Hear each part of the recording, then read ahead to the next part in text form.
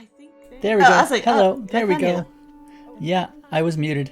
there we go. I was like, oh shit. Good job. We love that. So, welcome to the Lure Me Away Library. How are you? I'm doing very, very good. Thank you for having me. It was my pleasure to have you on there as soon as you put your name down. I was like, Yeah, I'm just happy to show you that, I can do more than hide in the truck in Phasmo. honestly, hiding in the truck in Phasmo is honestly sometimes you just need someone there to be the emotional support camera Yeah, operator. it's an underappreciated skill, I think. I think so too. We always need someone to do the heavy lifting. Anyway, would you like to introduce yourself to the class? Oh, absolutely. My name is Mason Cren. Mason is my title. Mm-hmm. Cren is my name. And Mm-hmm. I am a Mason for the Paladin Order, a clandestine group of, let's say, monster peacekeepers. How about that? That's a nice way of saying it. I, Monster peacekeepers? I mean, back in the day they would have said hunters, but we try not to, go Ah, after anyone unless there's a good reason. A lot of what it no. is it's a lot of public outreach, except not public because it's clandestine. So it's a lot of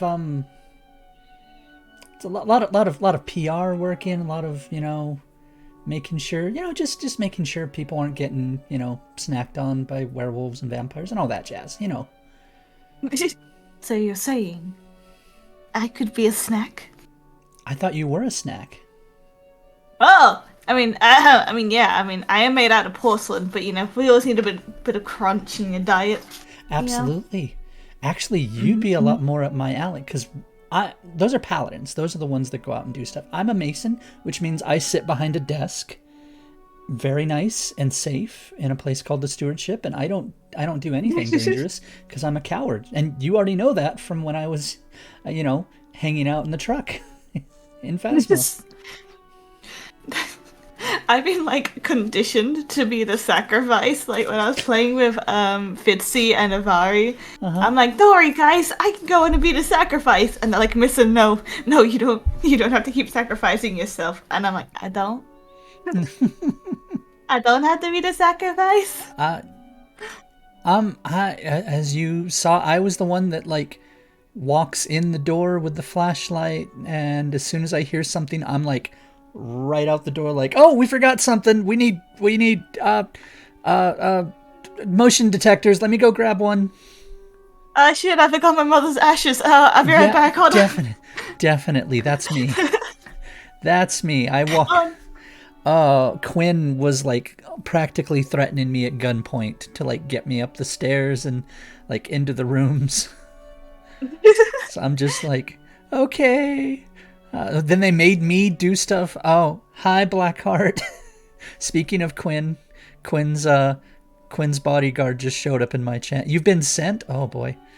Hi, bodyguard. How are you? But yeah, It's my time to hold him at gunpoint. yeah, definitely. Tell me about your lord now. No.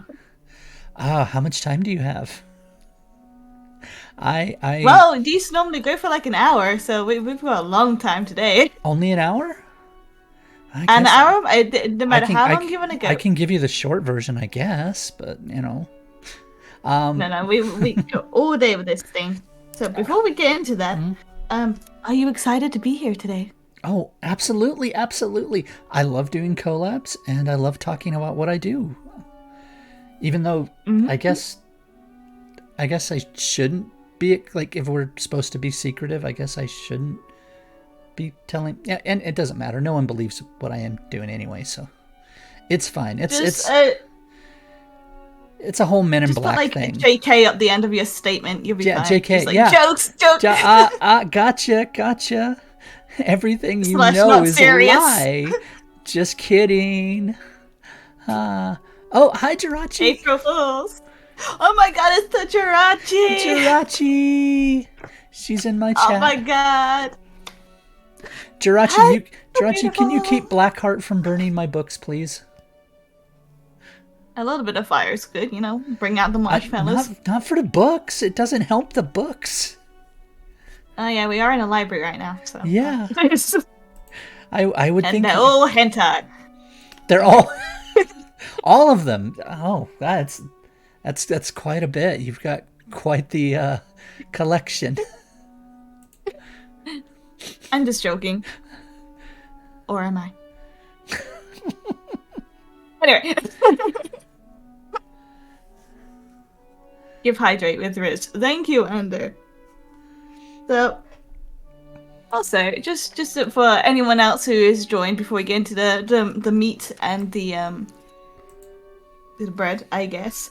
Just please introduce yourself. What you do on your channel. What kind of games you like to play. Oh, stuff absolutely. like that. Yeah. So again, my name's Mason Cren.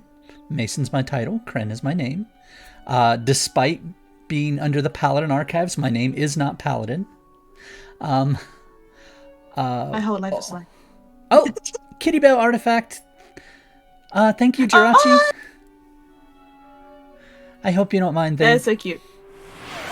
Oh, geez, they're gonna start throwing everything on me. Okay, apparently I'm also a wizard. Oh, this is beautiful. Oh, you guys. It's like a fan meet and greet. You guys know I'm on another channel, right? Oh, hi. Yeah, they know. They know. It's all Jirachi. Thank you, Jirachi. You waited until I was doing an interview to drop all of these. Oh gosh.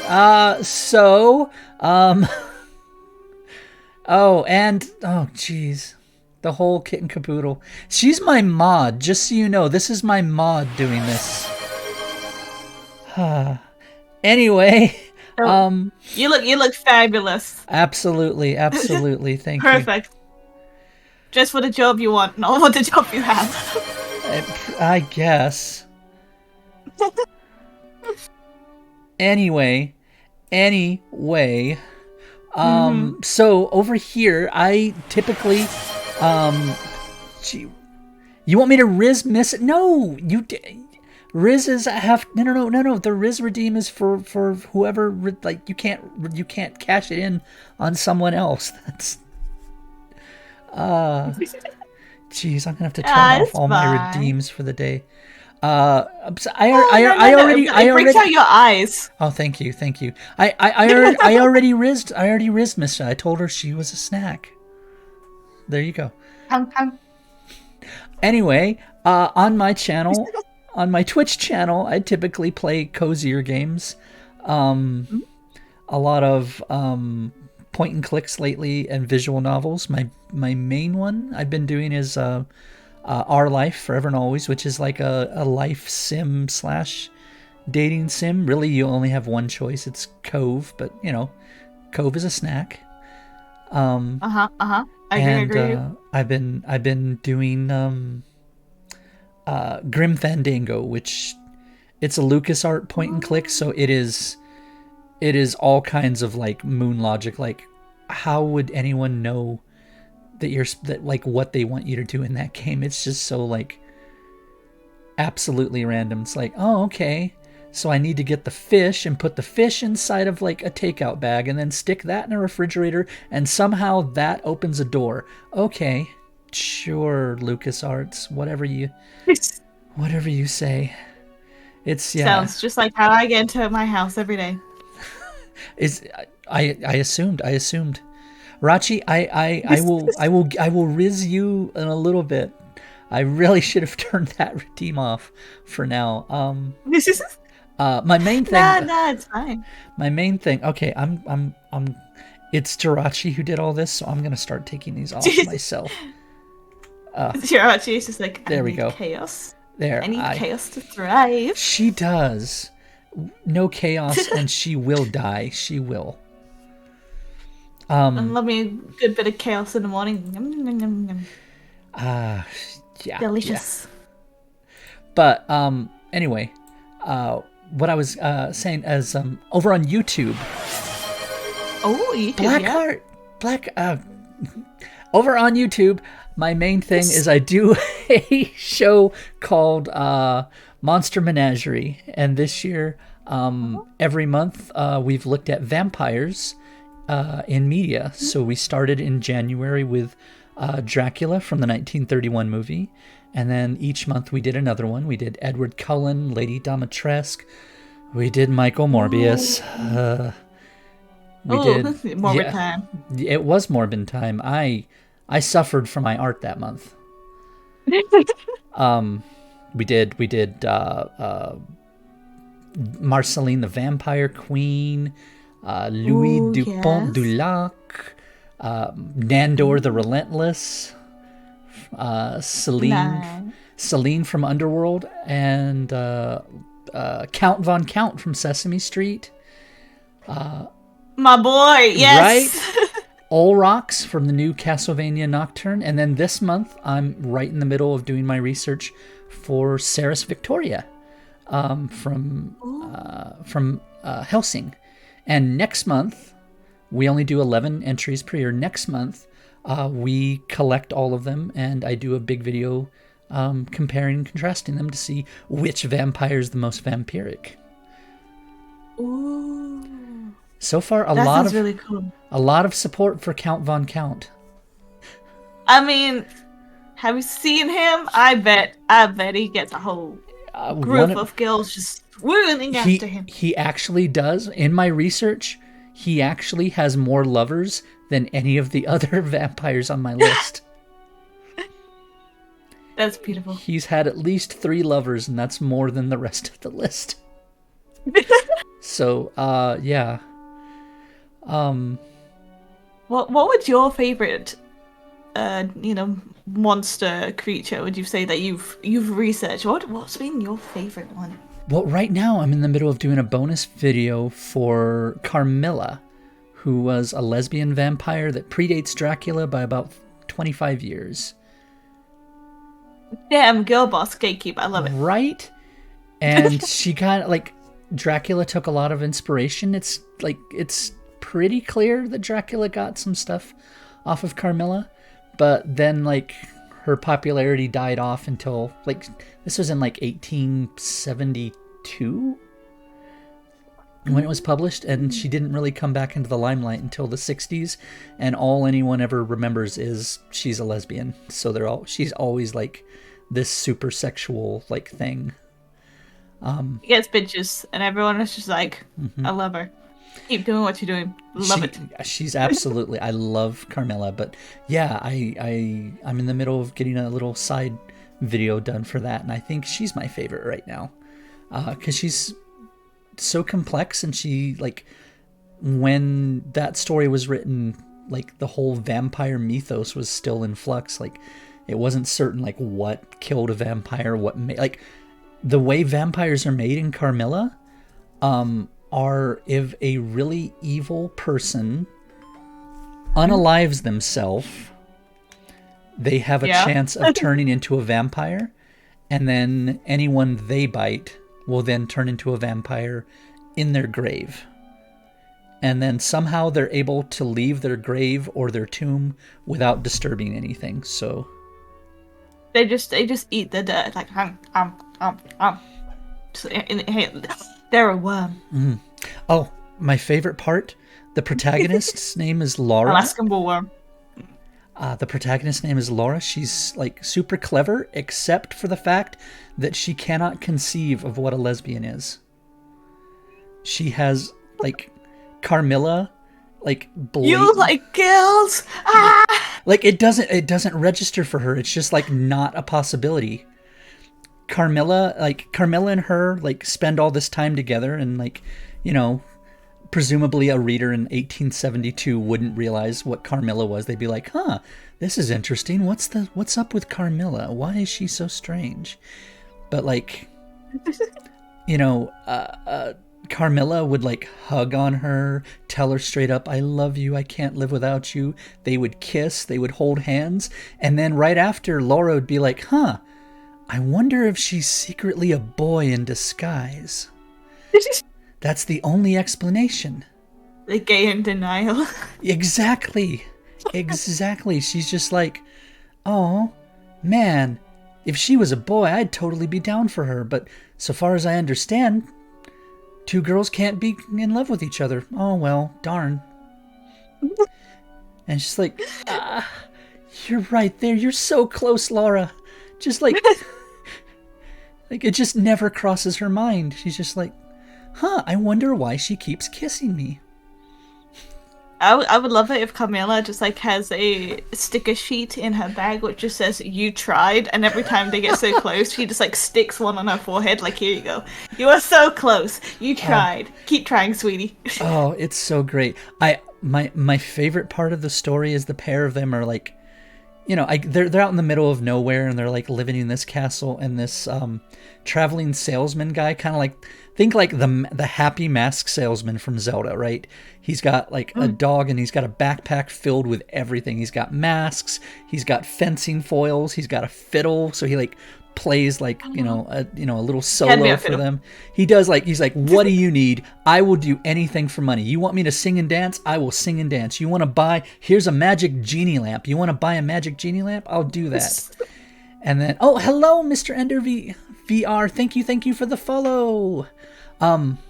But yeah, as he's doing this, he's like looking up at them. He's like, you know what, girls? There's a vampire loose in the nearby villages. A bunch of girls your age are dying. And like, Carmilla's like, oh, really? Gasp! Is that so? He's like, yes. God. You know what you girls need? You girls need some charms that will ward off vampires. And Carmilla's like, yes, I will buy 5 of them. Give me that. Give me the shiny rocks, please. And so she just buys these like vampire wards. She's like, Laura, look, we have vampire wards. Now we don't have to worry. Vampires will never eat us. I think she does want to eat her. I mean, eat her. Bye. Yes. Anyway. You're not far off. Yeah, so that's my favorite right now, Carmilla. It's just between the weird lore that like is, not what we're used to in vampires, and like the whole Laura, like, what's a lesbian? Oh, you mean people that live on the island of Lesbos. Okay, yeah, no, other than that, that's the only possible explanation. Between that, there's an island of Lesbos? Yeah, that's where the term Amazing. lesbian comes from. I love that! It's near Greece. That's amazing. The idea was that they believed that only women lived there, so... Wait, we're gonna take it. Hold on, I've got to research this island for research purposes. For science. For science. Yeah, Lesbos. Lesbos. It's near Greece. Greece, Italy. You know what? I've always wanted to go to Greece. This is a perfect opportunity. I don't think the Requiem Circus has gone to Greece yet. Hey. Perfect. You got to take it on the road, right? Really? Yeah, I don't know if it counts as a monster, but have you ever watched like Black Butler? Black Butler. Yes, I watched the first few episodes of Black Butler. My favorite character is Drasil. I think that was his name. He was literally a puppet. Oh. I think I vaguely recall. Orange hair, top hat, and it's got this like little musical thing here. There we are. But there are Drasil kinds. Okay. Yeah. Okay. He's been my favorite. He was only there like one episode. I saw him and I'm like, I will now make this guy my entire personality. No, I feel he did that thing of kidnapping girls or people and then turning them into dolls, and I'm like, I can work with that. I'm gonna work with that. There you go. Mine now, thank you. Hey, it works. It do. By the way, join my Requiem Circus. I turn you into a puppet. Free labor. Carry on. By the way, may I say, this is the first time I've gotten to see you not as a little doll. When we did our collab, you were a tiny little doll that sat on my desk. So this is really nice to see the full Missa. Yeah, and if you take this cloak off, bam, you can see Oh, that I'm more of a doll. oh, Ta-da! Dun dun dun dun dun dun. Dun. Yeah, I like I the like ball jointed dolls. I like the ball joints. Yeah, I made them myself. God, now I want to know about your lore. Where did this all come from? Ah, okay, so it kind of like with my previous model. Oh, ow! I got bumped. Um, God, I do she have a is really lore cute, video isn't which she? I keep forgetting to advertise, but it's on my YouTube channel. Mm-hmm. But originally, um, so like Misa, her original name was actually Cynthia, and she met this like really weird French lady, and she's like, hi, child, would you like to help out in the circus?" And she was like, "Okay." And the more I helped in the circus, the more I noticed things were going a bit awry. And then one day, I was like, before the circus left, I was like, I'm gonna give my master a cupcake because I used to work in a bakery.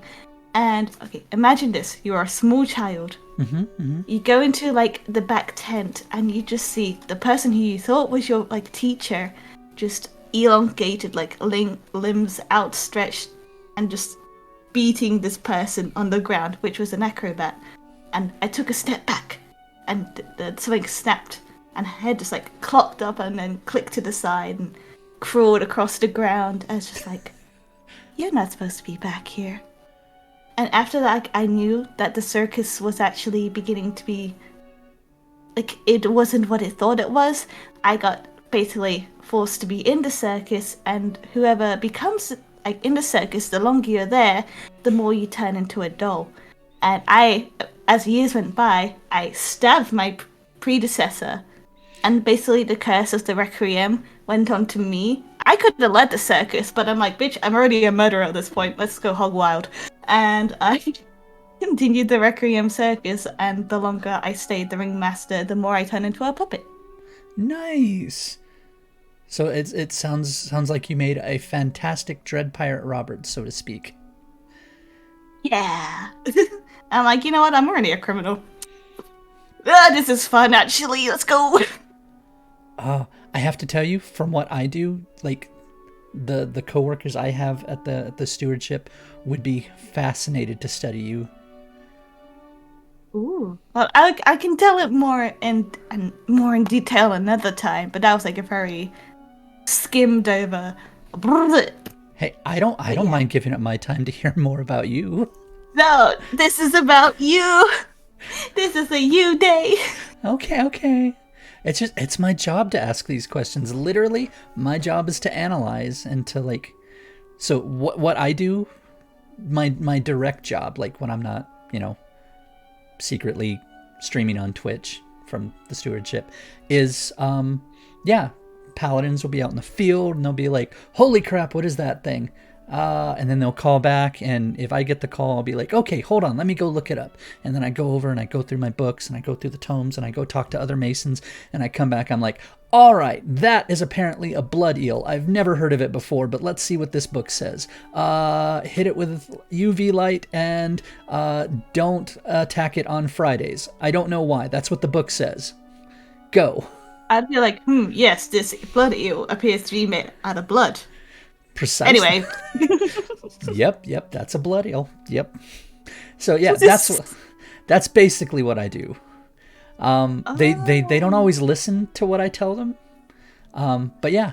So like when on my YouTube videos, I basically recreate my job, but for the vampires we do. So like when I did Dracula, right? The sort of gimmick, I guess, of it is like I can't go into wikis and I can't go into like other stuff. It was only the 1931 movie of Dracula. So whatever I could see him do, that's what I could, analyze. When I did Edward Cullen the next month, I only did the first Twilight movie. So based on that, that's what I based his, like, I did calculations to figure out how fast he ran when he went and, stopped the van from crushing Wow. Oh, so you went really into detail in this, Yeah. eh? Usually about every episode usually has at least one unique thing. Like I'll go over like their origin, their personality, their powers, their physiology, and then I'll like assign them a paladin threat level where I'll be like, okay, like a paladin threat level is something I give paladins in the field as a quick reference. I'll be like, it's a threat level 1. That means like one paladin goes out in an afternoon and takes care of it. But like 2 or 3 is when like, oh, you need to be like paired up and you need to have a plan. You need to go like, actually be careful. And like, the whole video is like going over everything they can do, everything that they tend to do. So like for instance, Dracula is strong enough, based on what they said he did in the movie. He bent iron bars, quote, as if they was cheese. It was a really weird British guy that, and that had that weird accent in the prison scene. I'm sorry, my country has weird accents to you. I apologize. Well, no. I meant like this guy. It was for the movie, so it was like super exaggerated. Like everyone else is like, very proper, and then like the head of the prison is like, "Oi, he bite their bars like they was cheese," and I was like, "Oh my god!" They're like, put on the most Cockney accent you can think of. There we go. But it doesn't matter if it sounds shit. Do it. I did the math, and based on the prison bars and like how big they are, I figured out how strong Dracula is, which means Dracula can lift an African bull elephant. So, that's impressive, right? He's got all these wonderful abilities, but in the end, he was only a threat level 1 because during the day he just goes completely, dead. He goes to his coffin, and like this old man named Van Helsing just casually walks over, opens his coffin, goes, "Oh, yep, there he is," and then takes his time like positioning the stake over him and like beating it into his chest like 4 or 5 times, and then, "Yep, all right, we're done." Man was just trying to live his life, just weightlifting elephants, enjoying life. And he gets stabbed. Holy shit, that's so mean. He nibbled on like 4 people. Like, come on. And an entire ship. There was the entire ship, the Demeter, when he came across. And, the entire village back in Romania. Natural selection. Precisely. Precisely. He was strengthening the gene pool by removing, the weaker humans. Right? And now that I think about it, I have quite a few stories I could tell you for your archives. Oh, I would love that. Can you give me a taste of one? I got some requests. But this is turning into a me talk show. Oh no. So this is literally what I do. By the library, you can tell I like writing. That's how I got the idea for the thing, because I like writing and I like hearing other people's stories. So I wrote this one, and there's this boy. He lived in a village, and there was a lord over the village, and he used to be really nice, very prosperous. But then when he died, a new lord took over, and he was ruthless. Like, he made sure he could eat and no one else. And so this boy, he used to work in the rice fields at night. He would go into those rice fields and then steal the rice so his family and friends could eat. But one day, he got caught by the Lord, and the Lord ordered a passerby like shaman to curse him to watch over the rice fields for eternity. So this young boy got turned basically into a straw scarecrow, like a straw spirit almost. And so yeah, it was not a nice process. Like your skin becoming straw. It's not nice. Yeah, I was about to ask, was he transfigured from flesh to straw, or was there an existing scarecrow that he was like possessing or something? Basically, forced to swallow seeds, the straw comes from the skin. Oh, jeez. Oh, that's gruesome. That's like Grimm Brothers gruesome. Yeah, and so, but the thing is, after he got turned, The village was not happy because that boy was literally keeping them alive. So they revolted against the Lord, offed him, and they weren't scared of the boy because even though he was like this monster now, they knew it was him. So even though hundreds of years had passed and obviously all his friends and family are dead, the village have just kind of come to know him as like almost like a protector. So even though he can't die, he's just happy to help at this point. So that was the story of my little straw boy. I like it. That feels kind of reminiscent. Have you seen the new Netflix Pinocchio, the Guillermo del Toro one? No. My brain immediately went to, Father, when can I go away from home? You know, the really like flamboyant one. It is. The new Guillermo del Toro Pinocchio is pretty dark. Ooh. It is really good. I like that. And yeah, some of what you were talking about felt like there's some connective tissue. There's some strings back and forth. Ooh. I'd highly recommend Man, it. I know what I'm doing after. Yeah. But yeah, basically, like I was saying, in every episode, I break down the vampire, give them that threat level, and then I give my suggestion on how to pacify them. Yeah. If that was like required. Give them like a boiled lolly. Like, here you go. Be good. And you will get another lolly in the morning. Goodbye. Yeah. I know that's not what you do. But like for Dracula, it was the simplest one. It was like, wow, I really want to talk about like strategy, but just wait until day. And then he literally won't do anything. Exactly. Then, what have I done? I figured out how fast Edward Cullen runs. This is fast as fuck, boy. He's not as fast as you'd think. Oh, really?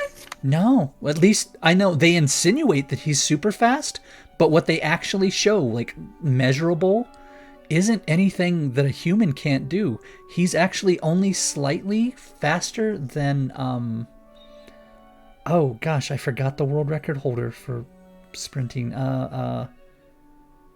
It's by Usain Bolt, right? Yeah, but Usain Bolt, yeah. He's only ever so slightly faster than Usain Bolt. Like, he can go straight to top speed. Like, I give him that. And also, he apparently... And I have a little tongue-in-cheek kind of gag where, like, when the movie is kind of bad in the way they depict something, I take everything as it's shown to me. Like, so when they show me Edward Cullen leaping from one tree to the other, but he doesn't lose any altitude, and he looks, because he's on really bad wires. Like, there's no natural arc to his jump. And when he climbs up the tree without actually gripping it, he just has, like, flat palms. Like, when I look at that in the movie, I'm like, that's what I see. That's what I have to analyze. He apparently has Spider-Man powers.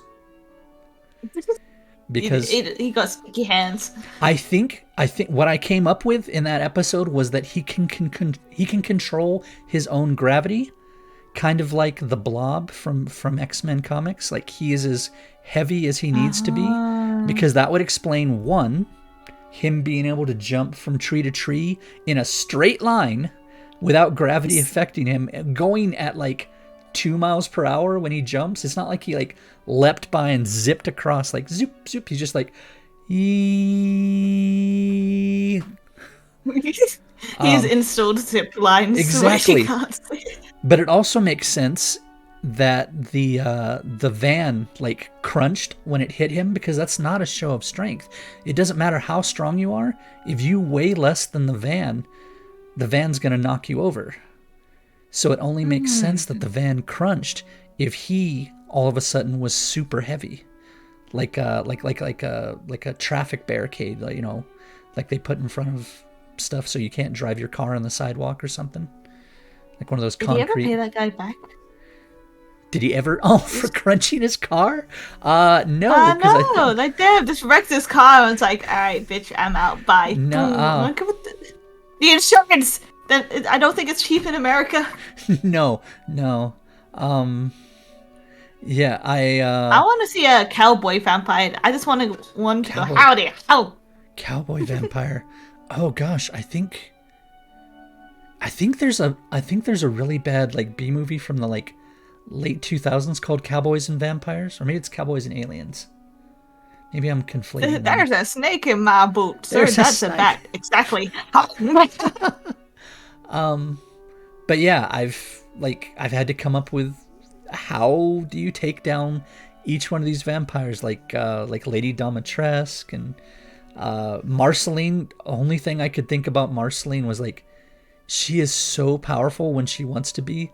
Literally, the only way I could think of it is Mafia hit. Just show up in mass with lots. Like, one-on-one fights is never going to be won against Marceline.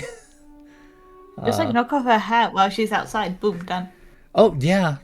Well, Like, oh, sorry, my hands. that was the... Shit, she's Yeah, my bad. part of my analysis was she gets herself into trouble way too often. Like, there's a wonderful scene where she's stuck underneath a tree and her umbrella's like 4 feet away, and she keeps trying to reach for it and she keeps burning herself and she's just stuck. Well, this is how I die. Yeah. She ended up like uprooting the whole tree and just taking the tree with her. Honestly, she slays. She does. She was one of my favorites. I had tons of fun. I think she might be our most dangerous vampire so far. I haven't finished with Ceres Victoria, but You should do one Peppermint Butler. Peppermint Butler. He's not a vampire, is he? Wait a minute. I don't know. He's some kind of powerful demon. He's definitely like there's something up with him. He's got sharp teeth. That's all I know. He does. He's something. But yeah, I went through Nandor the Relentless. Have you ever seen What We Do in the Shadows? No, but I want to. They are very funny. It is hilarious. They're the most like they have like all the classic vampire stuff. Like they have to ask permission before they can enter in someplace. Like just everything, with them. And he's like potentially super deadly, but he's also just a moron. And I had to factor that in. I think I gave him a threat level of 1. I believe part of my official recommendation was give a toddler a sharp stick. He should be fine. I don't know if it's that one or another show he was in. It was like, may I approach the bitch? The what? I said, may I approach the bench? The bench. What did you think I said? I do remember that. Yeah, I remember now. Laszlo. I love that. Laszlo I love that so much. Oh, those guys are so great. But also, sorry, you go. No, I was just what else? I was turning it back to you because I keep taking your show away from you to ask you questions. No, it's fine. I like it when the show diverts because it shows that people are comfortable. And honestly, that's the main thing. If people are uncomfortable and they can babble, I'm just like, yes, please tell me more. Show's about you. Right, but how did you come up with that? Your name, by the way. Oh, well, everything that I do on both, my Twitch and my YouTube channel revolves around a book that should hopefully be coming out soon. Fingers crossed. Ooh, you're a writer? Yeah. We have a whole book. Well, actually, we have 2 books. If anyone goes by our Discord, we have in the book section we have we have a demo chapter from book 2, which I know is weird to give you like book 2, but it's because it gets straight into like action. It kind of like shows off. It's everything is very, how I put it. Think like Men in Black meets Supernatural, like with, yeah, it's a little bit dark and spooky, but mainly it's a little irreverent. To give you just like a hint from the sample chapter that we have up, it's basically, and I did a reading of it on YouTube if anyone cares to, listen to it. Oh hell yeah! The sample chapter is basically, the opening is, it's basically a horror movie. It's these teenagers stuck in a house, and so there's a possessed person, and you don't know what's going on because it's like the very start of everything. There's no context given, and you just like, everyone's like super scared they're gonna die, and it's really dark and gripping. And then the paladin Regan McCarthy just shows up out of nowhere and tases the like psycho killer person in this, and is like, oh, sorry, we were late, sorry, GPS was a little fritzy, hard to find you guys. And he's just sitting there with all these like stunned teenagers like hanging from the ceiling, like Dead by Daylight style. And he's like, it's all right, your friend is gonna be fine. And then like the guy will like grab at him, and he's like kicking him off, and using the using the taser to keep tasing. He's like, oh, back, get off, no, he'll be fine, he'll be fine. Just walk in like, hey, you guys just hanging around, and even a demon just looks at you like, what the fuck? Basically. No, fuck this. I'm out of here. You've ruined the mood. Done. You've ruined it. No, we had a vibe going, man. But yeah, it's it's him and his protege, the main character of the book series so far, Jonathan. Jonathan just running in like, here, okay, I'm here. He's like, grab the pendant, grab the thing, put it in. And they're trying to like, wrestle this pendant off of a dude that's they're trying to like keep from killing him, and then they're like putting it in this we have this stuff. I don't actually have it on my desk today. We have this stuff called blue gel in the, well, it's actually called angel tear extract, but no one calls it that. It's called blue gel. It's gel and it's blue, and paladins don't like complicated. Blue raspberry flavored, right? I don't think it tastes like raspberry. I would not taste it. Jirachi apparently tasted it. Oh, Jirachi, what does it taste like? Is it delicious? Are you still here? Is she dead? I don't know. But yeah, we use that gel in the order, like when you have a cursed item or object or whatnot, if you shove it in some blue gel, it'll burn off, the dark energy in it and like quote unquote decursify it. And so like the whole demon weight loss program. Yeah. So this whole scene is like them wrangling like an amulet off the possessed dude, and then throwing it into like an igloo cooler, like one of those picnic coolers you'd bring out, like full of blue gel, and then like trying to keep the cooler from like popping leaks and jumping around. And all these like teenagers are just like hanging from the roof watching like, what the hell is going on? That's so cool. I love that idea. And that's how you got the name from? You writing the story? Yeah, the story we've got. So like the Paladin Order has entire breakdown of like how people, like what the disciplines are. So the main groups are the paladins. They're the that's what the books are about. Masons are people that help paladins. Either there's like people like me who work like hand in hand with them. Gosh, I feel it's so weird. I feel like to tell you anything about me, I have to tell you about like 12 other things first. Don't worry. I'm gonna, after a few more questions, I'm gonna ask you to explain your lore in full, so Absolutely. you will have your time. Absolutely. But yeah. So that's how you got the idea for your name. What gave you like the inspiration for your design? Because it's like a bit of a worker's jacket, I see, and an amulet. A mason cloak. The amulet is actually new to this design. Well, I guess this is my third model. Really? But yeah, I made my own model for the first one. I just grabbed Vroid and had at it. We all start somewhere. made a little, I already had artwork for the book, so I basically looked at what my artist did for one of the Mason characters I have, and I tried to recreate the cloak that they made for the official art, and it was passable. And then I went and found Bon Barry, who did my second model, and I was just like, here's the original model, have at it. And she just went nuts, and I actually had to like pull her back because she was making my model like extra sexy, and I was like, she's like, okay, we'd get some lipstick here and some eyeliner, and I'm like,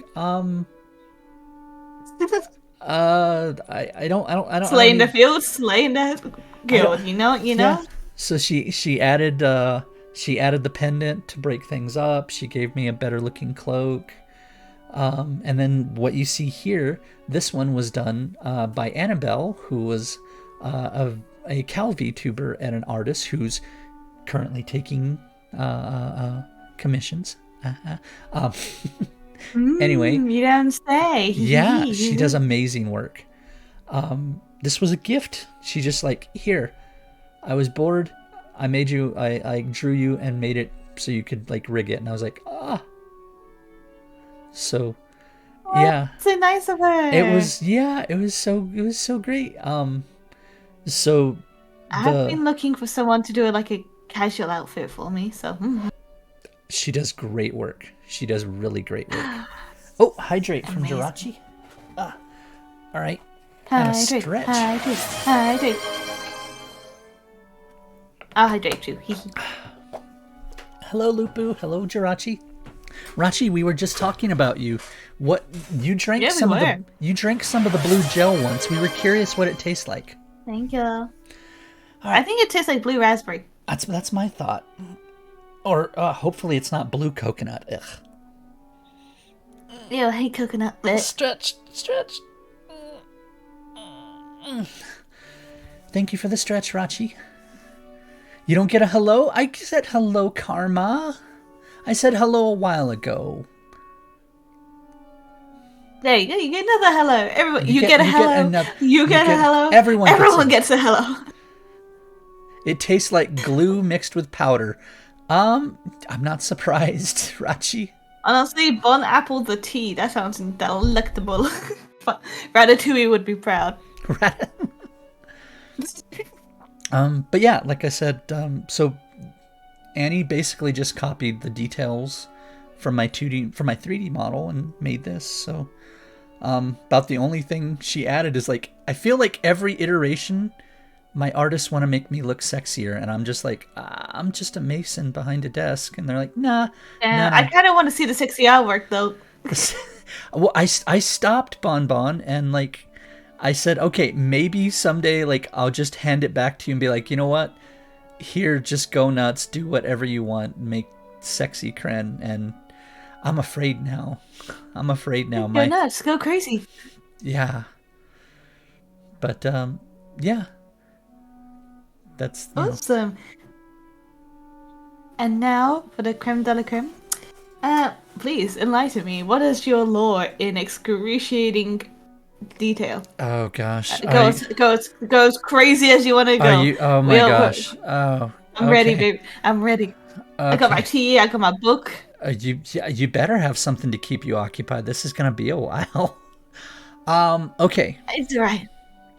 Okay. How do I So, yes. The Paladin Order is a worldwide organization operating from the Vatican, and within each country that they operate differently. So, like, for instance, in the U.S., they technically are a contractor to the U.S. government because the U.S. government figured out they existed sometime in the 1930s. And we're going to be like, hey, Rome can't operate here. But then they went, actually, you guys have a lot of resources. Okay, you already have the experience and everything. You can work, but you have to do it under our, like, things. So like that's different. Up in Canada, they call them the Chevalier. England Ooh. doesn't have any paladin presence. Ah, I can be the president. Yeah, they have their own stuff. I don't know what it is though. I I just know we weren't allowed to operate there. No. I don't know. Yeah, but within, so yeah. Anyway, you've got paladins, right? That Mhm. go out and they do all the work, right? And then what I am is a mason, and there's basically two kinds of masons. There's masons that are out in the field, and they basically just do a normal everyday job.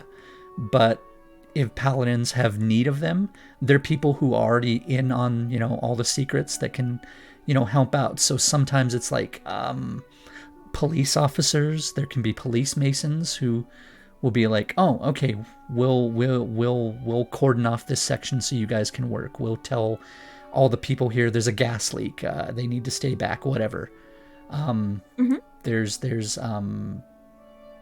journalists that are news or in local news that are masons. There's everything down to people that run like a cafe that are masons, and it'll be like, hey, I don't have any special skills, but if you're a paladin and you need some place to like rest and like go hide in the back room for like an hour and like restock or something, you can come into my cafe and like it's a safe place for you. That sounds really sweet. Yeah, I'm the other kind of mason. So paladins are divided into three kind of levels. So the very bottom, I guess you'd kind of consider it like your beat cop kind of paladins are called parish. So a parish is a group of 4 to 8 paladins that patrol a certain geographical area. And then above that is called a stewardship. It's all of the Mhm. local parishes together. A parish is not only like, so for instance in the book, right, the main character gets brought into Saint Renard's parish, and that is both the name of the church that exists up on the literal surface and also underground, the paladin sort of secret base underneath it. St. Renard's is like the worst funded of all the parishes, so like the doors to get in don't quite work right. Jonathan, Oh like, no. when as soon as it's shown that Jonathan has no aptitude for like firearms, his boss Regan's like, you know what, we don't need to keep training you on guns, we can't afford those bullets, let's just you probably won't need them, you probably won't need a gun, it'll be fine. Probably. Famous last words. It'll be Yeah, fine.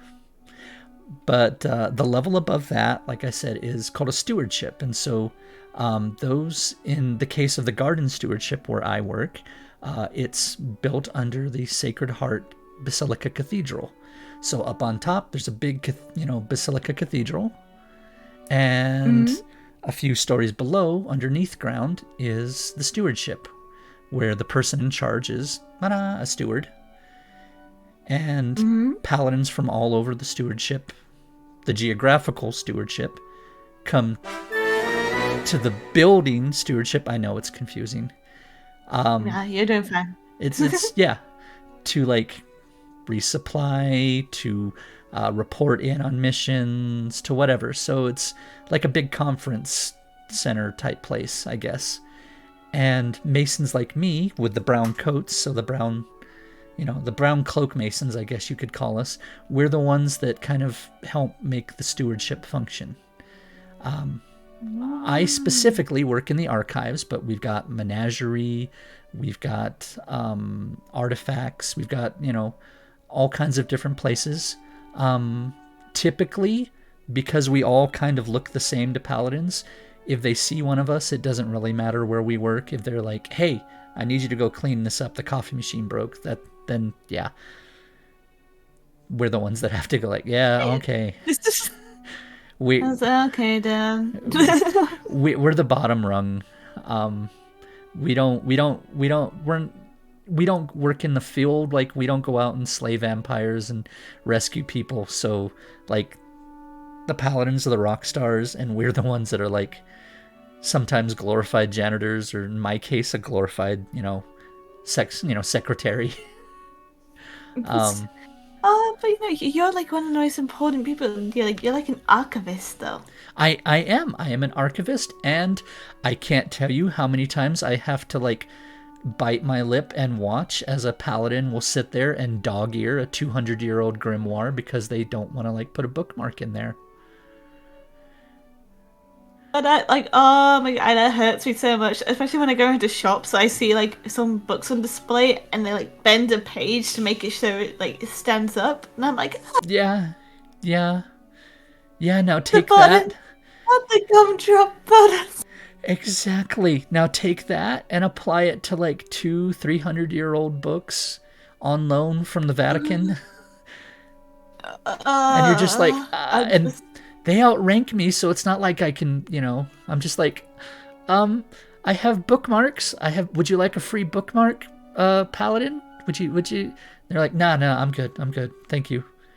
Would you like a coaster for that coffee, or maybe a lid, since you're drinking it right next to that book? I'm good, you can leave now, Mason. I'm like, okay. I don't want to be so moody. Yeah, so that's that, and apparently also my day is also spent dealing with Jirachi when she comes in, apparently, because her and Blackheart like to cause trouble. So Well, I always say that free entertainment.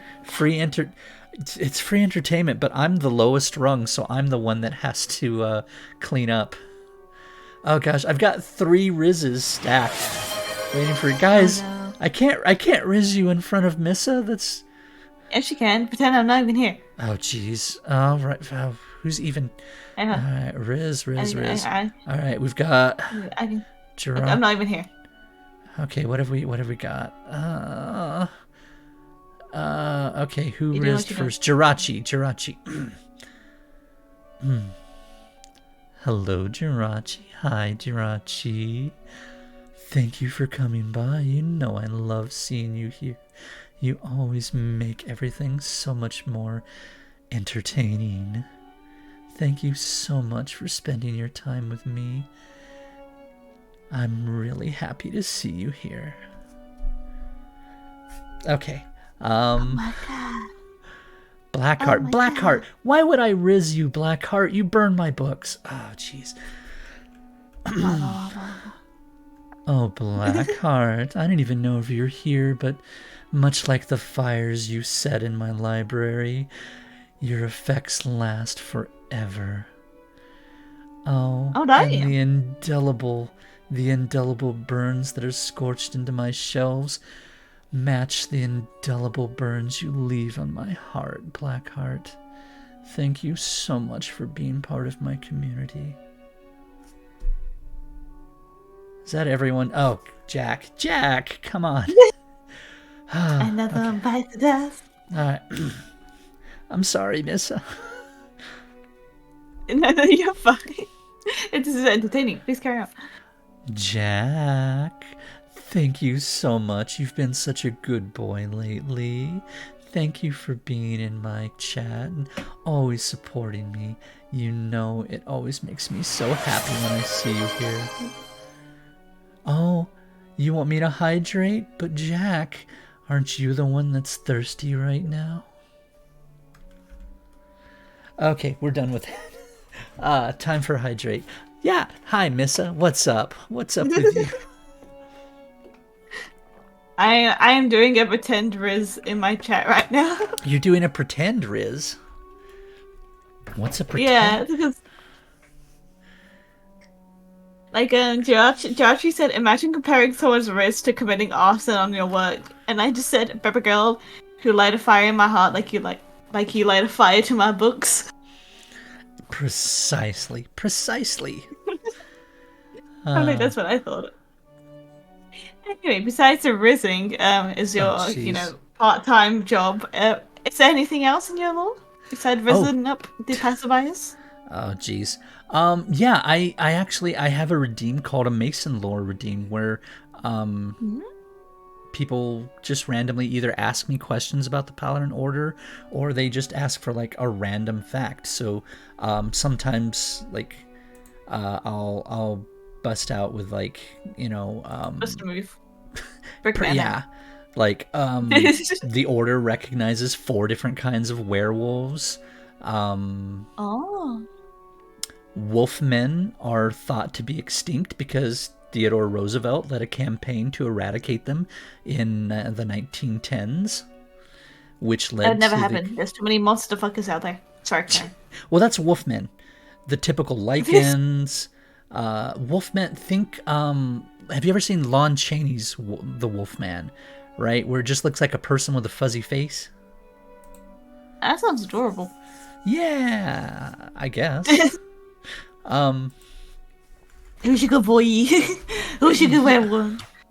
pretty much, pretty much. But yeah, we have I'll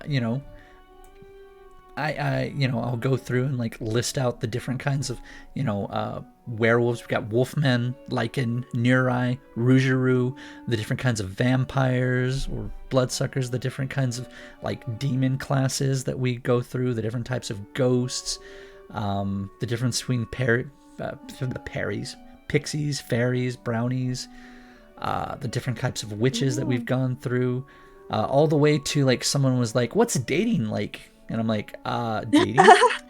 Dating in the Order. Well, dating as a Mason doesn't happen. Because, like, no No? one. We're either too busy or no one notices. Oh, redeemed it. Why? Why are you redeeming all the most embarrassing stuff when I'm, like, on someone else's channel? What do you gotta do? Another riz? No, they want me to meow like a cat. Please. Jack. Hello, Jack. Man, oh, and Karma. They're just stacking the embarrassment for Jack. Nya. Nya. Nya. And for Karma. Uwu. Are you guys are you guys done? Can I anyway, yeah, the excruciating lore. Paladins, they're the important ones. We're just Masons. So I got to like me, I'm a Mason. But like Paladins are divided into 4 disciplines when they get trained. Oh. Yeah, we've got anti-freak, which is what they call it. Technically it's called anti-Midianite, but none of them ever use that name because I think it's too long for a paladin. So they just say anti-freak, Effort. which is basically like anti-monster. Like if Universal has done a movie about them, that's what anti-freak fights: vampires, werewolves, that kind of stuff, zombies, that jazz, right? And then anti-heretic are the ones that fight people like humans, which includes witches. And then anti-specter takes care of your ghosts and ghouls and all that, and strangely enough, pixies. Yeah. And then anti-demons is pretty self-explanatory, I think. But yeah, those are the 4 basic disciplines within the order. Most any paladin will specialize in one of them, although they're expected to know how to handle like everything. So like for instance in the book, because St. Renard's is like the most underfunded and like constantly understaffed, like everyone has to know how to do everything because they never like have enough people.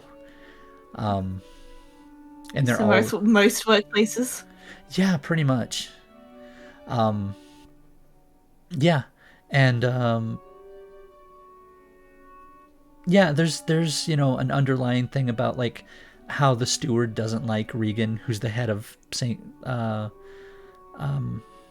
Renard's parish, and like never gives them enough funding. And then like their neighboring parish, St. Michael's, is like the perfect parish. They're perfectly funded. They've got like 8 people instead of like 3, all of their stuff is new. They never run out of like ammunition budget. Goddamn rich kids. Right? Yeah, basically. But I think they're still still lovable characters. It's just like they can't help that no one likes Regan. Regan doesn't make it easy to like him.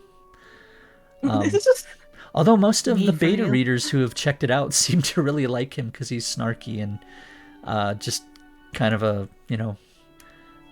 yeah, he's can kind of confirm asshole characters get the yeah, most love. pretty much. And then Jonathan is our sweet little like innocent being. He was studying to become a priest. He was in the seminary when his one of his mentors, so Father Alistair, was like, "Hey, this little girl, she's acting weird. Her family is having lots of trouble. I think she needs an exorcism. I trust you, and it'll take weeks before like the Archbishop will give me like permission to do an exorcism. So we're just gonna sneak out there and not tell superiors. So you're coming with me, and then yeah, and then full on, if you've ever seen The Exorcist, that whole thing goes on, and yeah, Jonathan ends up getting pulled in, becoming a paladin instead of a priest, and he's just like this little cinnamon roll.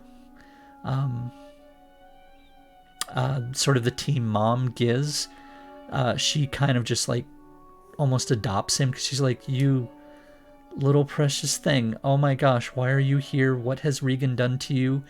Did Regan lie to you? Yeah, Regan lied to you about a bunch of stuff. Come here, let me, I'm not going to let Regan train you because he doesn't know what he's doing. I will take care of this. You can always trust them to do it, right? Right, yeah. But yeah. So yeah, that's the real quick and dirty version of everything. the quick and dirty. I like it. And how long did it take for you to think of all this? Because mine was like, I thought of like I listened to creepy music, like creepy circus music, and then I got like the creative juice swirling, and it took me like a week or so to put everything together, and I'm like, yes, this is what I want. Well, the book took a few years to like get into where it is now, where we've got beta readers looking at it and where we're getting ready to like put it out there for people to see. But as far as like me, it was kind of like, I really want to like share this world, and I think I can do that on YouTube and Twitch.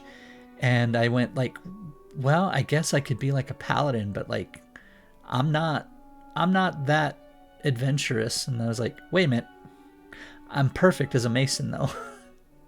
I'm a coward. So yeah, Honestly, same. It was. So yeah. Sorry, they've done a redeem where every time I say a sentence for a minute, I have to say uwu at the end of it. Uwu. Uwu? I'm so sorry. No. Yes, I am from South Australia, uwu, but I am originally from England, uwu. I'm gonna kill my. I can't say it on Twitch. I'm going to politely walk off a cliff, uwu. Yes, Karma, professional scaredy cat, especially right now when I've got these ears on. You look adorable. Oh, thank you. I've got 2 Aussies in my chat right now. And I need more Australian friends. Hi. Jack, Karma, go over, hang out with Missa. Actually, maybe you can answer a question I've had. Why is your time zone offset by 30 minutes instead of an hour? We're doing daylight savings, so the day's extended for an hour. To save daylight. I know that, but like, why is it 30 minutes off from the next one over instead of an hour? Usually a time zone, when you go from like one time zone, it's like 1 o'clock here, and then when you move to the right, it's 2 o'clock there, and then 3 o'clock in the next one. But yours is 1 o'clock, and then all of a sudden 1:30. And I've never seen that anywhere else. Like a 30-minute jump. Australia's not real. We are it's all not just real? characters. We're not real. Uwu. Oh, okay. Because Karma, hello. You can be my friend, Uwu. it's not real. Oh, Karma, Jack, you guys told me it was real. You just told me it was full of convicts. You see, I just love history so much that I was like, you know what? I'm going to follow in the footsteps of other Englishmen and deport myself to Australia. So I committed a war crime. They shipped me over here. There you go. And now I'm here. There you go. It makes sense. Mm-hmm. Jirachi looked it up. Fun fact, the reason for this specific time offset is historical and relates to the state's geographical location and its desire for more daylight during the evenings. Back in 1899, South Australia decided to set its clocks 30 minutes ahead of the standard time used in the rest of Australia. Okay. We just like to be different. We are the pick-me state.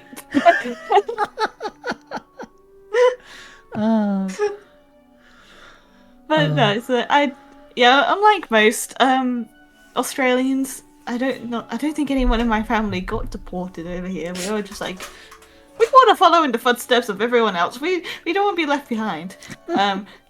All the cool kids got deported. I want to go. Alright, I don't want to be left down. Though it's a little too hot here for my liking. I am a grandma who likes the rain and the cold, so every time it hits like 40 degrees, I'm like, still got my passport. I can go back. I've still got legal residency there if I want. Hey, Dagorth. Hey, Karma. Yeah. Oh, Jack.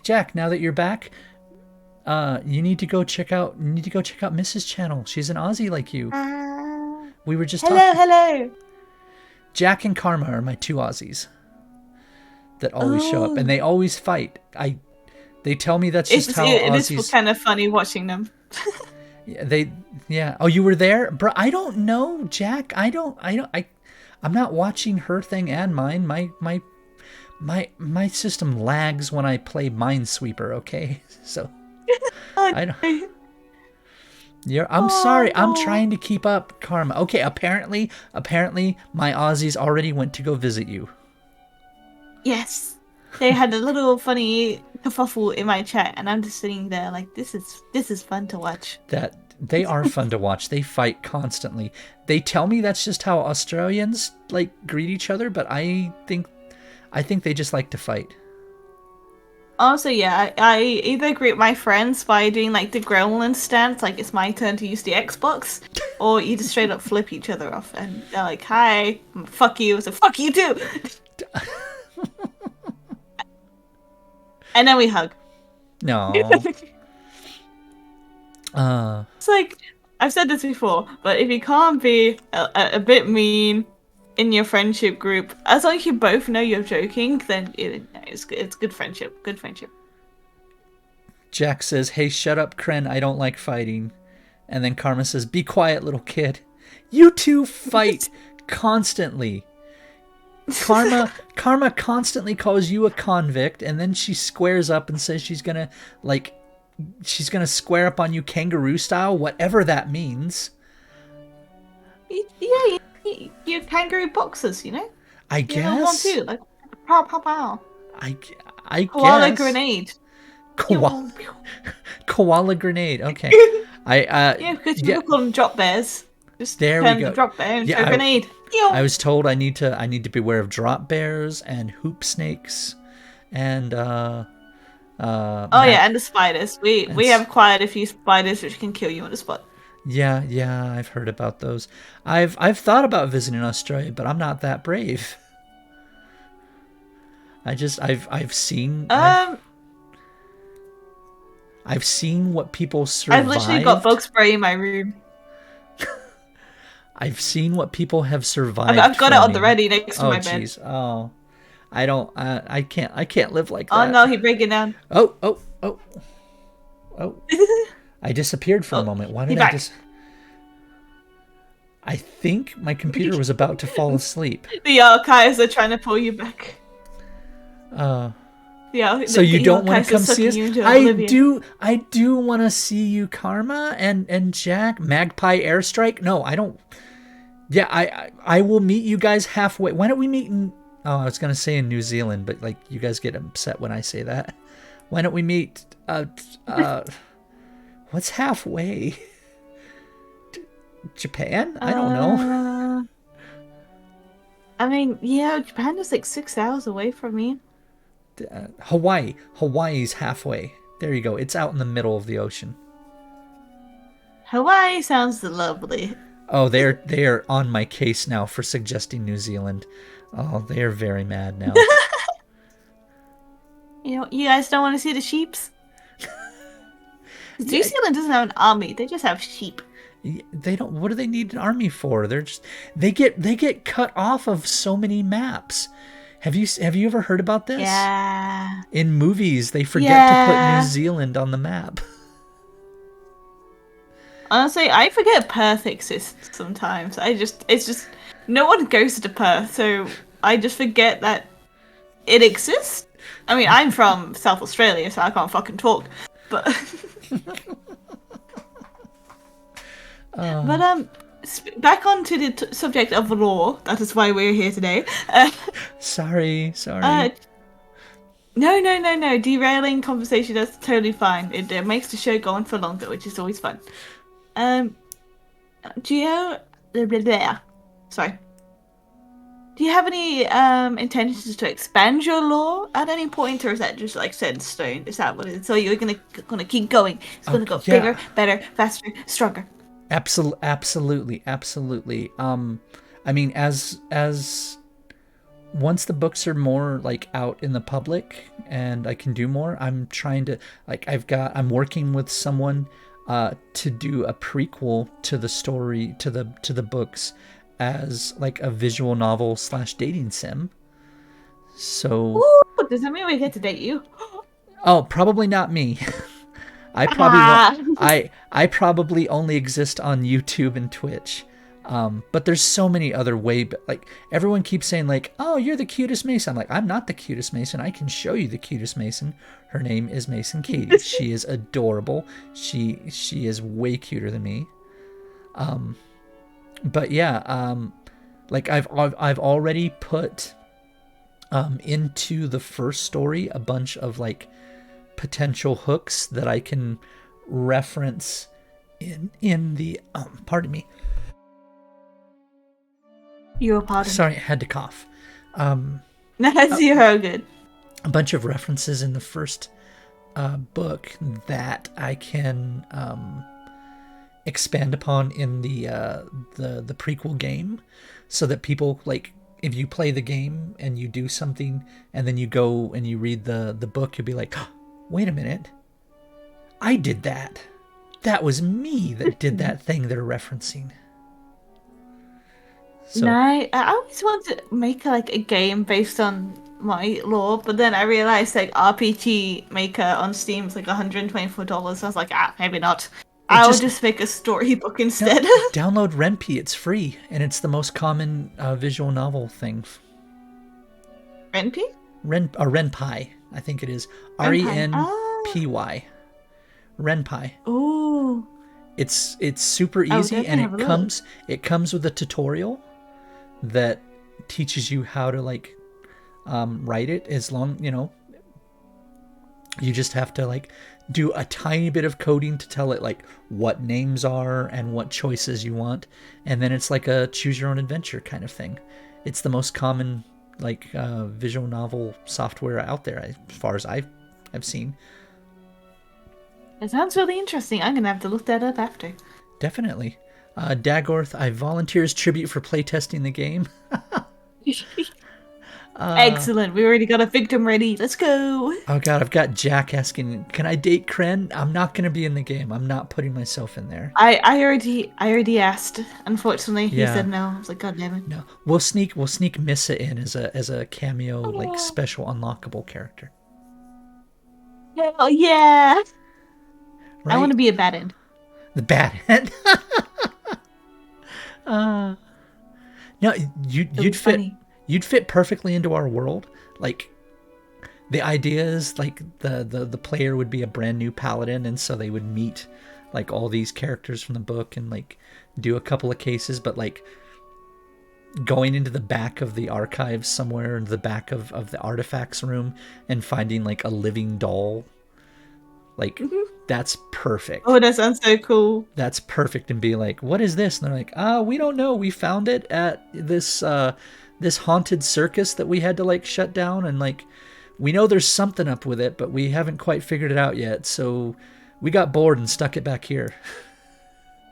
All the lights go out, and then all you hear is hard, hard, hard, hard, hard, hard, hard, hard, hard, hard. Oh, jeez. Oh, and Five Nights at Mrs. begins.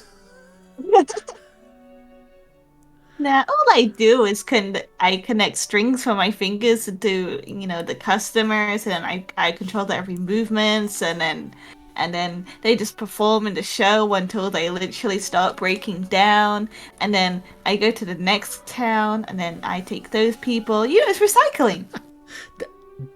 Very, very, yeah, very, very Biodegradable puppets. They're very eco-friendly. I know, right? I like it. I like it. I fully endorse it. Please don't do that to me. I don't. You're fine. You're safe. Okay, You're okay. important. You got archives to look after. Oh, thank you, thank you. I have to face enough from the paladins. I don't need extra. Don't worry, you'll be fine. But yes, I truly hope that I can expand the lore out, because we have the first two books. The first book is all written and complete. It just needs maybe a little bit of editing, and we've got beta readers looking it over to like point out anything. But the second book needs a little polish. It's already like written out, and then we've got probably we've got the sexy sax playing. Hold on.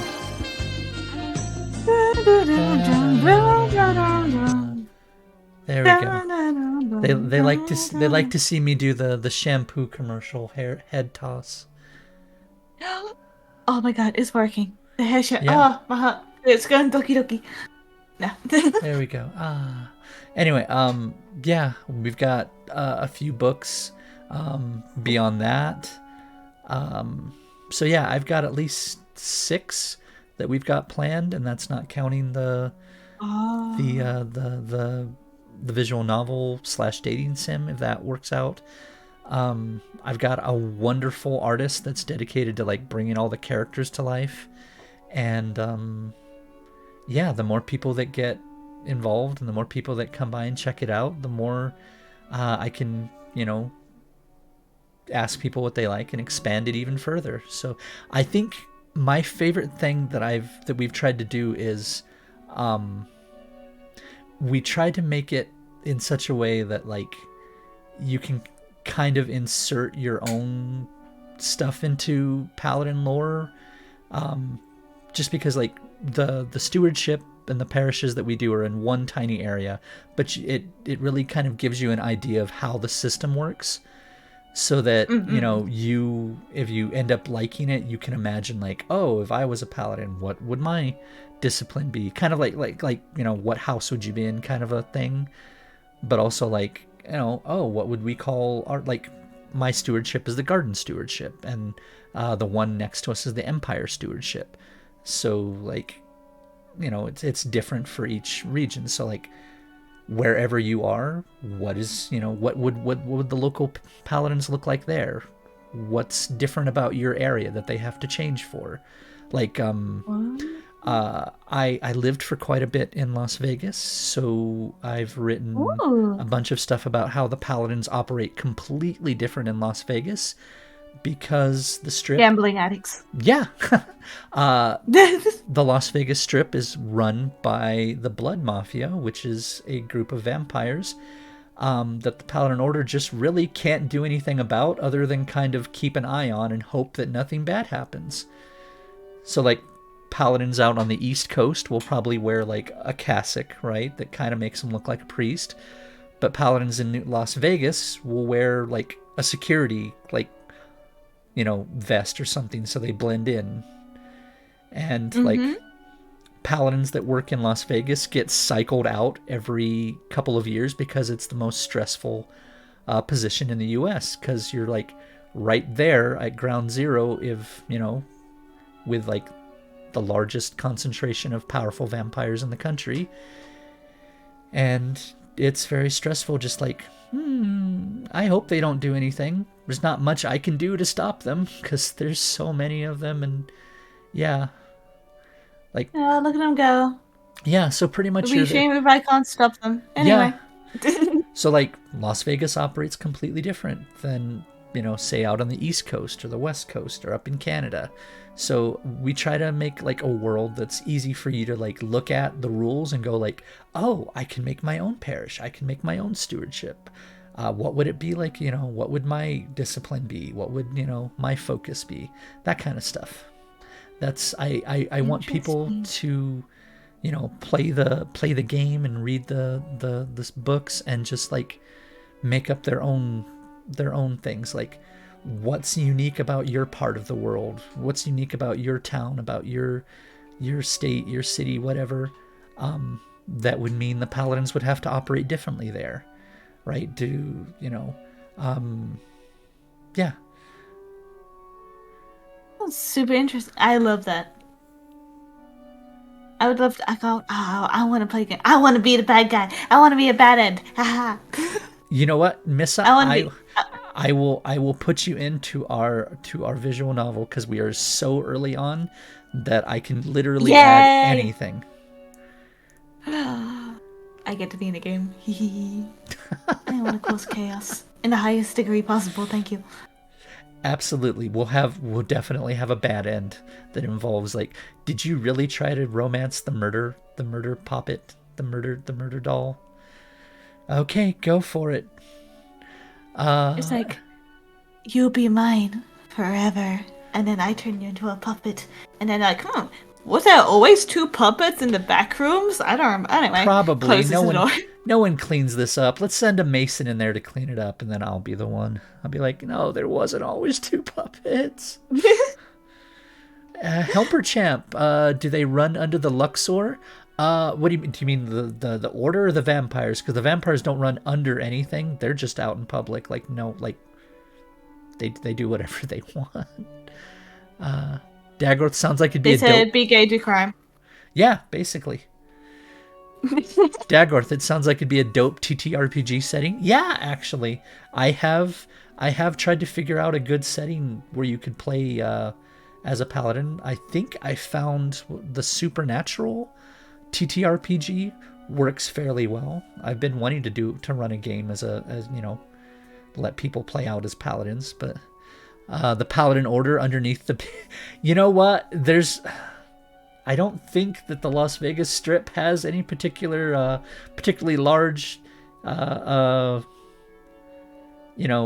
cathedrals or anything. So yeah, why not? Sure, the Paladin Order operates underneath the Luxor Pyramid in Las Vegas. Why not? Good a place as any, I suppose. I mean, I've never been to America, so I would have to check that out. Do you know anything about Las Vegas? Like there's a big glass pyramid at the south end of the Strip.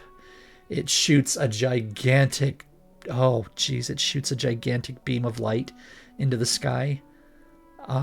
Really easy. Do they have like a big globe thingy? Oh, that's brand new. The sphere, that's at the northern end of the Strip. That's brand new. The big globe. It can look like an eyeball or the planet Earth or the moon or whatever.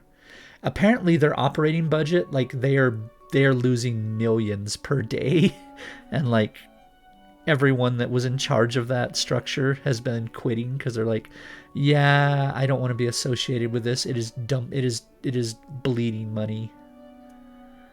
Holy shit. I've seen it looks inside like concert wise, but I don't think a U2 concert would be enough to fund it. Right? They need more bands to go there, but I feel like it would be really expensive. Las Vegas buildings are like the epitome of Jurassic Park syndrome.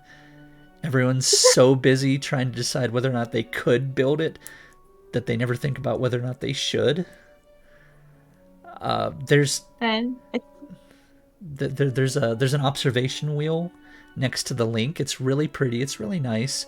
But they were gonna make a second one at the south end, and they ran out of money, and so now there's just these struts, just standing there for years. It's like, what's that? Oh, that's part 1 of 18 of a observation wheel of a big Ferris wheel. Yep, never gonna be finished. But we put the supports in, and then we stopped.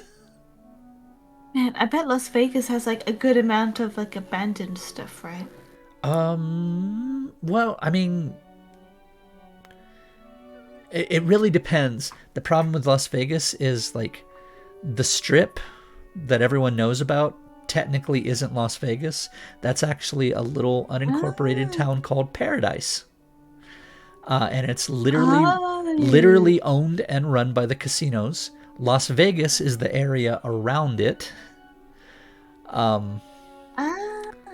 So like, gambling's allowed in all of it, but that whole strip area is technically the town of Paradise. But they make more money saying Las Vegas, so let the confusion happen. Doesn't really matter. As long as they get your money. I bet vampires and monsters could roam around Las Vegas with like without anyone giving a second glance because it's so chaotic. Absolutely, there. And half of them are buskers. They just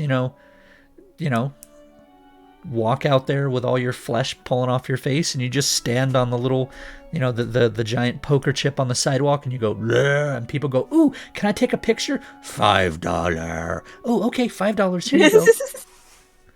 Well, amazing. Do it again. Do it again. Wow, your costume's so realistic. Meat Tom. Oh my god, it feels like you're really biting me. Oh god. Oh, look, your arm comes off. That is so neat. Get a picture. Get a picture, honey. Buggy the Clown? Pretty. Have you seen the new Netflix One Piece? Yes. Oh my god, my friend literally had to tell me, like, Mister, please stop posting buggy edits. So I'm like, never.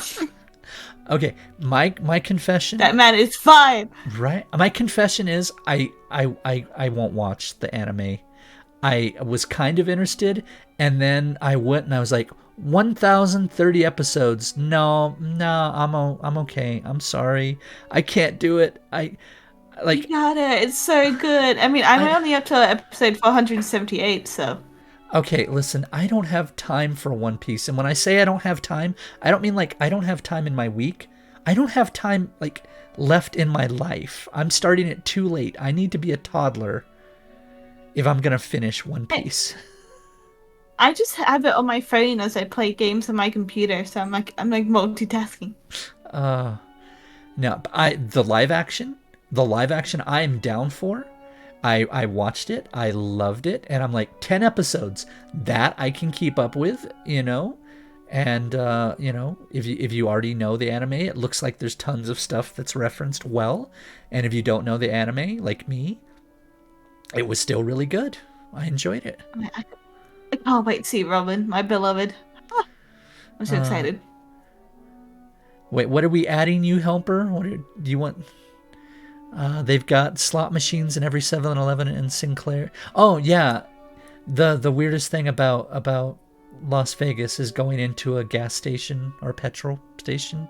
I don't know what you call it in Australia, but going into this petrol station. Yeah, going into that, and like you go in and you grab your food, grab your pay for your gas, pay for your food, and then you're like, you know what? I think I'm gonna play slot machines for an hour, and you go sit down. Oh my God. Just like the airport in Las Vegas has slot machines. They're everywhere. I just for the time that I lived there, I got so desensitized to them that like when I moved somewhere else and I was like, okay, well, let me go grab like, a Gatorade and some beef jerky for the road, and hey, where's your slot machines? Your what? Oh, wait, never mind. I got good old gacha games for my addiction. You know what? Probably the same odds of winning. Honestly, yeah, I haven't done it that much ever since I got I quit my job YouTube stuff, and I've had no job for like a year now, so I'm like, I can't gamble. Nah, Oh. nah. But Oh. that's fine. The Requiem Circus will find funds somehow. Do, Eventually. do you think I should add gotchas to my dating sim then? Yeah, you totally should. I have no I don't know idea what how the that would gotcha work. would be, I but don't know. It doesn't need to be. You just need to have a box and tell people like you could win, but you have to do it right you can now. make it like collectibles, There like you go. Yeah. achievements. There we go. Ooh, we could do the art. Yeah. I've got so much art. I've got so much art. I wish I could show that off right now. Like I have it, I can show it on my The channel, but I don't have a good way of letting you see it. the SSR gotcha is just your sexy art. Boom, they're done. Sexy CG. There you go. That's the ultra rare one. There you go. There, you know what? You know what? All the gotcha stuff is different poses of me. Like, you've got, Yeah. right? You've got, like standard Cren, and then you've got like, smoldering Cren, and then you've got like beach day Cren. Yeah, definitely. I want to say when I was playing Code Realized, my favorite Automa game, that was literally like this special achievement at the end. You get cool like CG, like sexy CGs at the end. I'm like, this is good shit. This is so worth it. Yeah, there we go. I would just all the characters. We just give sexy CGs of all of them. You know. Yeah, even me. There we go. It's Nah. even you. Even okay. And also, before we wrap it up today, do you have any words for aspiring story writers or lore writers? Like someone who wants to write a book or someone who wants to make lore for their VTuber? Any tips at all? I'm making Muse's brain cell. Yeah, I've only got the one, and I usually share that with a few other friends because we can't all afford it. Oh. So I guess those are two separate questions, right? Like for writing the story versus writing the lore of your character. For writing a story, I think we need to understand that like we live at a time where all the stories have kind of been told, so to speak.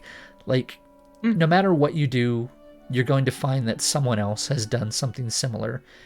And if you can accept that, then it's okay for you to like engage with the stuff that you like. So if you like if you like anime and that's where you want to get your inspiration from, there's nothing wrong with your stories or your lore being influenced by that, because no matter what you watch, no matter what you read, that took inspiration from something else. That was something that was really hard for me when I first started, was like, oh, I don't, now that I'm sitting down and writing this, I'm going to stop reading other authors and I'm going to stop watching other stuff because I don't want any of their influence. I don't want to be like, oh, I copied this or I took from this. I want it to all be original. But like, even if you write in a vacuum, so much is out there that even if you legitimately don't have any influence, once you put it out there into the world, someone will immediately go, oh, it's just like this, and you'll be like, oh, well, son of a... Yeah, it's like, yeah, honestly, that happened with me when I was explaining my lore to my friend. He's like, that's just like a Kakegurui circus. I'm like, no, it's not. I made it up myself. Yeah. So what my advice is, don't worry about it, and like indulge. Everyone takes from everyone. That's how it's always gone. Every story that's out there was inspired by another story that predates it. So, I mean, as long as you're not just being like, hi, this is my character Moku, and he's the last of the Rayan race. Sharingan clan. Yeah. As long as you're not like just like, as long as you're not doing like the Wish version of established characters, Like, Yeah. you can give stuff your own spin, so don't feel like you can't, take inspiration. Engage. So like my stuff, the Paladin, the name of the book. I didn't even give the name of the book. It's called The Paladin. Nice. There you go. But it's an urban fantasy. So we take a lot of inspiration when we go over it from everything like Dresden Files is a huge inspiration for that kind of like, detached and snarky, like, yep, I know the world's full of like demons and monsters, but I really need a burger right now kind of mentality. Supernatural, at least the first few seasons until they ran out of ideas.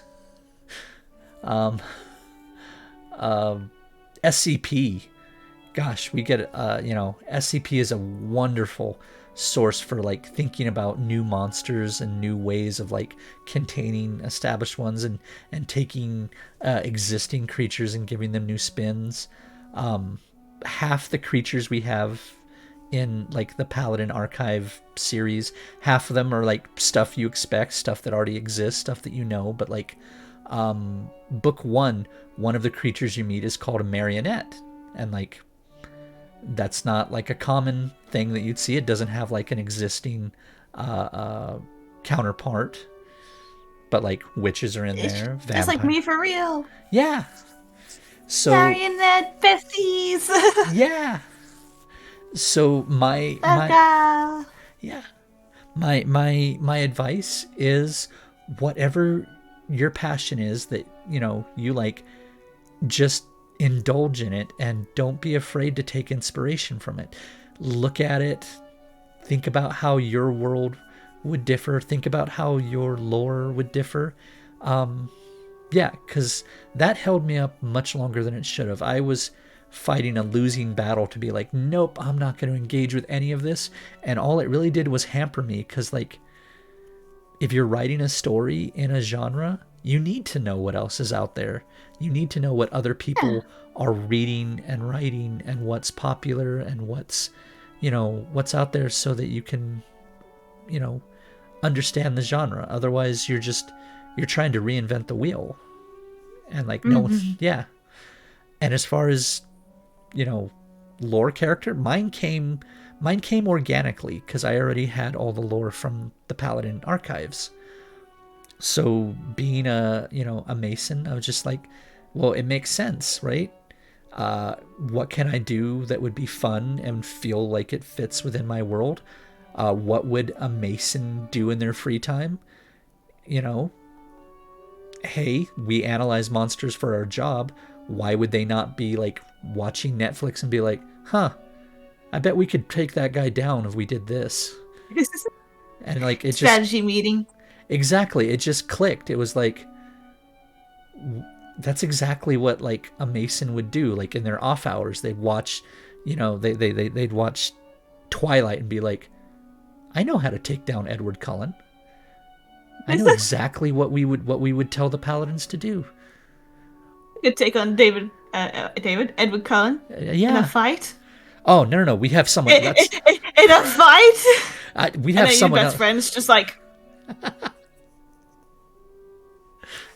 But yeah, wrong button. But yeah, that's my thought. That's awesome. Yeah, if you're lucky enough to have a world like I did with the Paladin, everything from that just flowed organically into where I am now, into what I'm doing. All the way from writing a book to me spending an entire week counting every single silver bullet Celine fired in the movie Underworld. And that's a lot of bullets, I feel like. She spent over $2,000 in silver.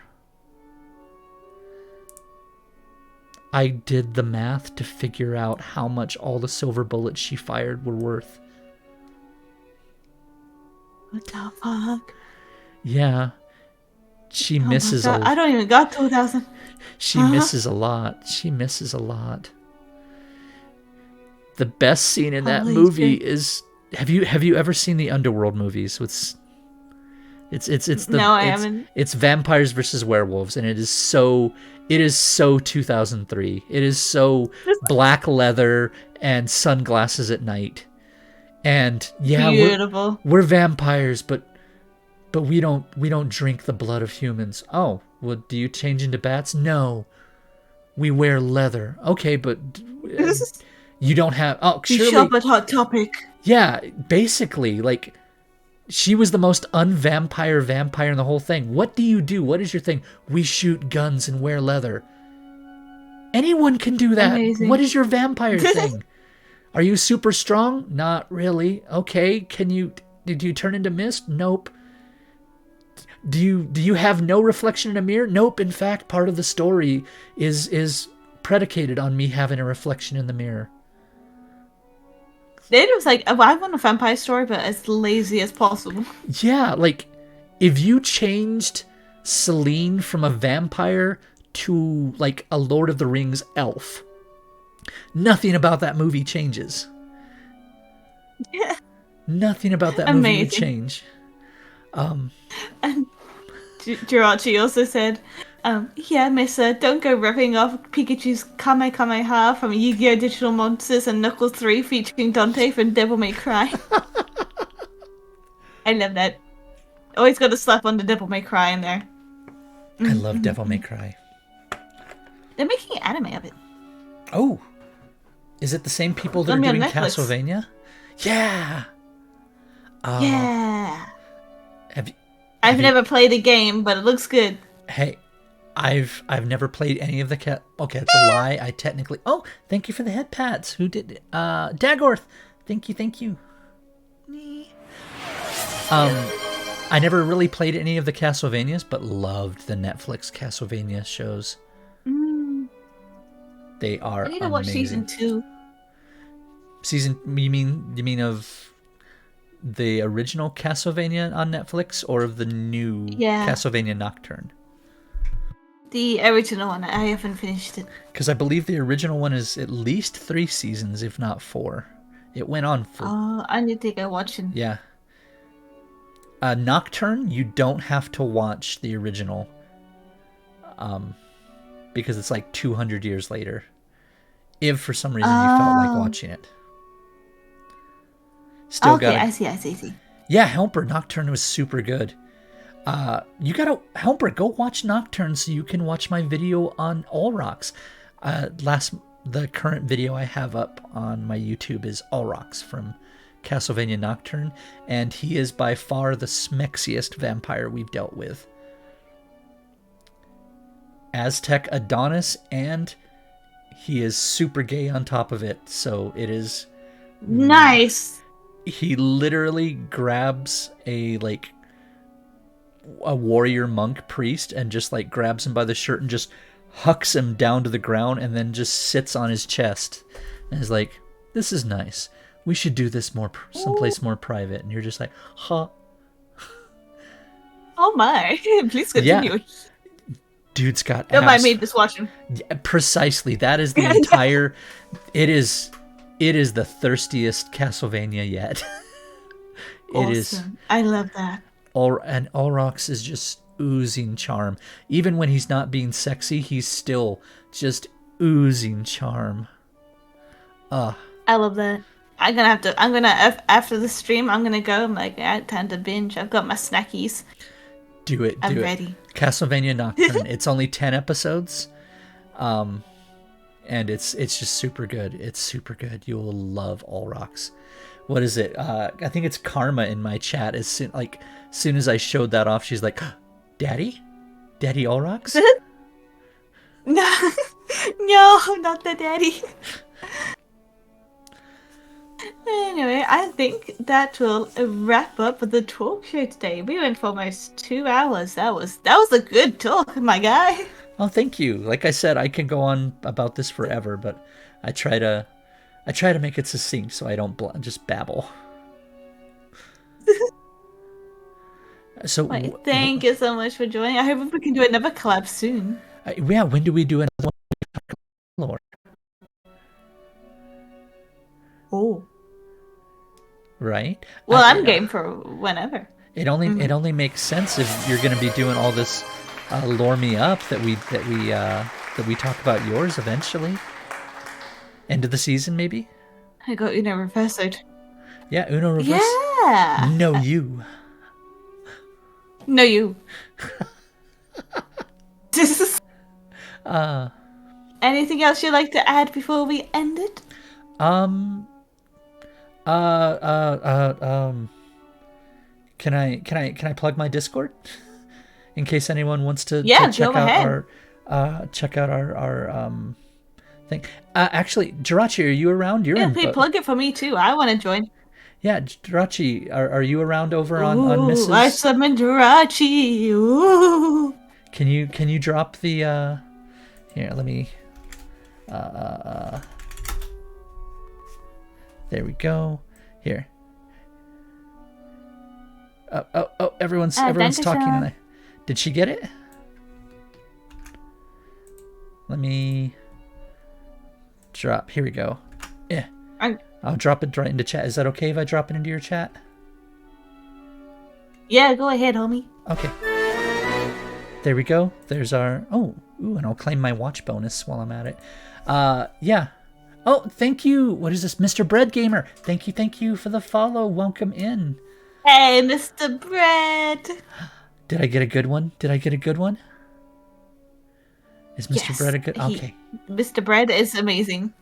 Yay. But yeah, I'm in the archives.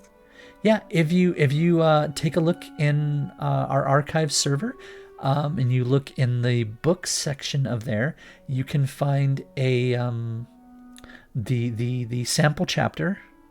You can also find the sample chapter over on our YouTube at Paladin Archives. We're really easy to search over there. You can find that same sample chapter read by me with sound effects and the whole 9 yards. Just to make sure the mood doesn't get too spooky, I do the entire thing with stick puppets. So yeah. Oh my god, I love that. Amazing. Yeah. So yeah, we've got, like I said, we've got a chapter read over there, and we've got it over the chapter. You can read the chapter yourself over on our Discord, and if you like it, you can always ping me, and I can give you a full copy of book 1 to take a look at, because we're getting closer to talking to agents and publishers, and we can always use a few extra eyes on it if you're into the urban fantasy, supernatural, SCP, Dresden Files, that kind of stuff. You know, I would, yes, absolutely. I'm definitely going to check them out. All right. Especially because I want to write my own book too. Oh, I hope you don't mind if I sneak you into some of mine then. Oh, go ahead. Yay! All right, that's all. I think that wraps it up. Thank you so much for joining today, and we will talk whenever you want to. Absolutely. Hey. Gonna do a collab with everyone again sometime. Misa 1,000 followers. You should do a 24-hour stream. What would I do for 20? Would you want to watch me for 24 hours? I don't think I'm that entertaining. 24 consecutive hours? Or do you get to take like bathroom breaks and like little naps? I'm not peeing on the chair. I'm taking chat to the toilet with me. No, fucking. No one will be able to say pissing all by yourself handsome like that. You come over with me. No, I wouldn't. That's disgusting. But yes, thank you so much. I had such a blast. I'm glad you had such a blast. I love giving VTubers their own little special spotlight where they can talk about themselves and their lore. I hope you had a lovely time. Absolutely. Well, as always, Recreasca Tempache, and I will talk to you very, very soon. Bye-bye. Bye-bye.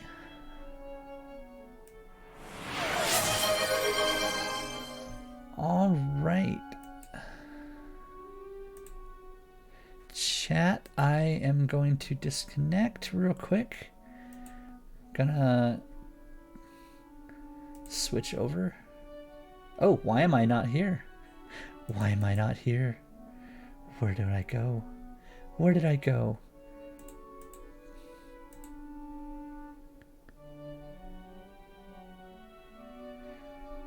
Let's see. What can I do here? Hold up. I can fix this. I can fix this. Oh, there we go. There we go. All right.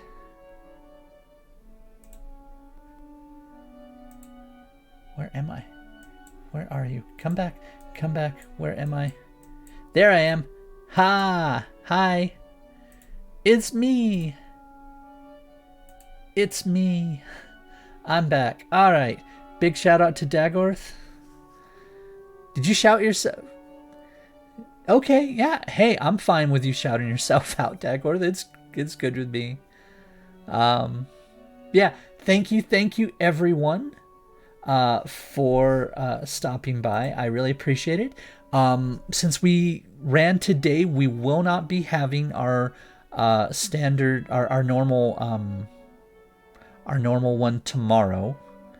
But I hope that you'll come and join us again on Thursday. We'll be back to our regular schedule Thursday and Saturday. And then next week, we should be picking back up with Elio and It Takes Two. Hopefully, yeah. It was a mistake, the wrong command. It's fine. I know. I just like poking at you, Dagorth. I hope you know I love you. You're great.